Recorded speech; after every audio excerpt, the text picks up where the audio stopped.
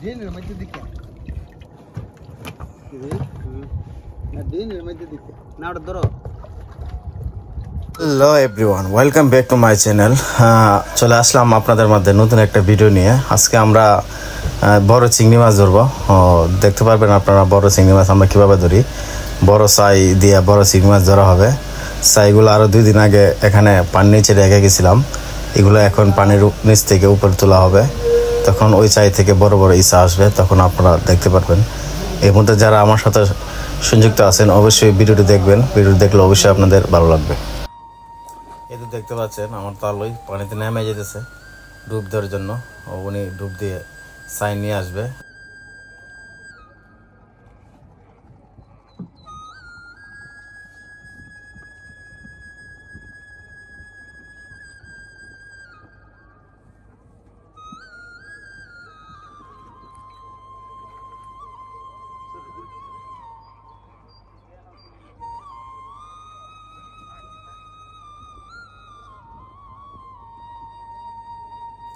দেখতেই পাচ্ছেন উনি প্রথম ডুব দেওয়ার পরে ছাইটা পায় নাই, পরে ডুব দেওয়ার পরে ছাইটা নিয়ে আসছে। এই যে দেখতে পাচ্ছেন, এই যে ছাইটা, এই যে দেখতে পাচ্ছেন। আরেকজন ছাইটা ওনার হাত থেকে নিবে। দেখা যাক ওই ছাইয়ের ভিতরে আমরা কি পাই, ওইটার ভিতরে কোনো ইসা আছে কিনা। ও আমার মনে হয় এটার ভিতরে কোনো কিছু নাই, এটার ভিতরে ইসা লাগে নাই। যাই হোক, দেখি আমরা পরবর্তী যাই তোলার চেষ্টা করবো। ওটার ভিতরে কিছু লাগে না, তার জন্য এটা আবার পানির নিচে রেখে দেওয়া হয়েছে। এখন আবার পরবর্তী ছাই তোলার জন্য রেডি। তাহলে আবার নামে পড়লো পানির নিচে। দেখা যাক এখন পানির নিচ থেকে উনি কি নিয়ে আসেন, একটা ইসা নিয়ে আসতে পারেন কিনা। আমরা তো অনেকক্ষণ ধরে তাকায় আছি একটা ইসার জন্য। দেখি এখনো চাইটা থেকে কোনো ইসা পাওয়া যায় কিনা। অবশ্যই অনেকক্ষণ ধরে আমরা চেষ্টা করতেছি একটা ইসা ধরার জন্য, কোনো ইসা এখনো আমাদের কাছে আসে নাই। তার জন্য বন্ধুরা আপনাদেরকে এখনো দেখাতে পারি নাই। তাই আমরা আবার চলে আসলাম নতুন একটা জায়গাতে। দেখি এখন ওইখানে কোনো ইসা পাওয়া যায় কিনা, উনি আমাদেরকে সন্তুষ্ট করতে পারে কিনা একটা ইসা দেখায়া।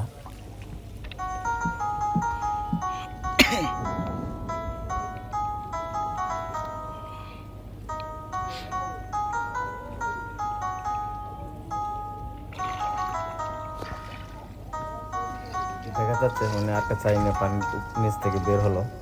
দেখা যাক ওটার ভিতরে কোনো ইসা আছে কিনা। মনে হয় আছে, বা ওটা বোঝা যাচ্ছে মনে হয় ইসা আছে এটার ভিতরে। তার জন্য তো নিয়ে আসছি। দেখা যাক এটার ভিতরে তো আমরা কোনো ইসা পাই কিনা, ইসা এর মধ্যে দেখতে পাই কিনা। 3টা সাইজ তোলা হইলো, একটার ভিতরে কোনো ইসা আমরা পাই না পর্যন্ত। দেখি এটার ভিতরে ইসা পাওয়া যায় কিনা। আমার তো মনে হচ্ছে আছে। হ্যাঁ এই তো আছে, এই তো আপনি দেখতে পাচ্ছেন। এই তো ইসাটা, এই ডাবার ভিতরে দিয়ে দেওয়া হয়েছে। কারণ আপনার ভিতরে একটা ইসা না থাকলে ইসা লাগবে না, তার জন্য এটার ভিতরে ইসাটা আবার দেওয়া হচ্ছে। এটার বীজ বলে।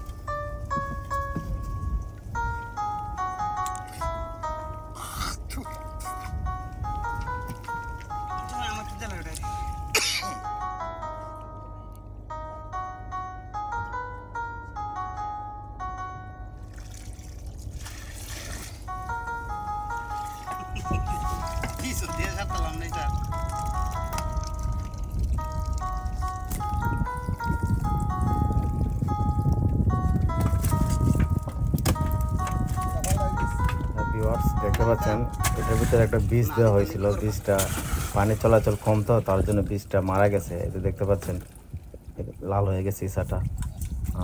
তার জন্য এটার ভিতরে আর বীজ দেওয়া হবে না, কারণ এই পর্যন্ত আমরা আর কোনো ইসা পাই নাই। বীজ ছাড়া এটাকে রাখতে হবে পানির নিচে। দেখতে পাচ্ছেন ইসাটা 2 দিন আগে দেওয়া হয়েছিল, এটা অপারে চলে গেছে।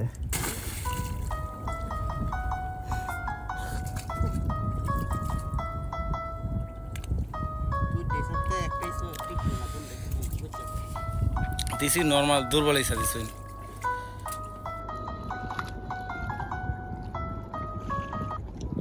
আমল দিটো কিন্তু একটা লাগছে, কিন্তু একটা মরছে।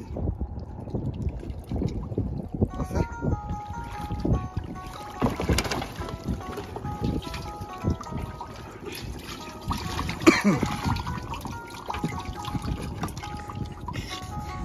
একটা লাগে একটা মরে, দুইটা লাগে দুইটা মরে, প্রত্যেকটা জায়গাতে আমরা লাভ কি?